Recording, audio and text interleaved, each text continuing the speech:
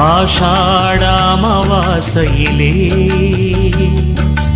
அவதரித்த அம்மன் உனை நினைத்தோ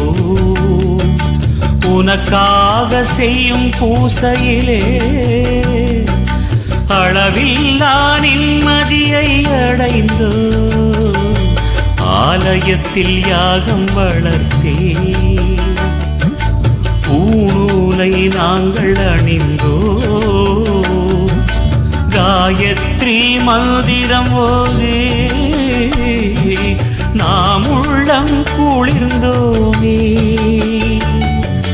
ஹோமத்தில் நெய் ஊற்றி போயாமல் உனை போற்றி உயிரால் தினம் துதித்தோ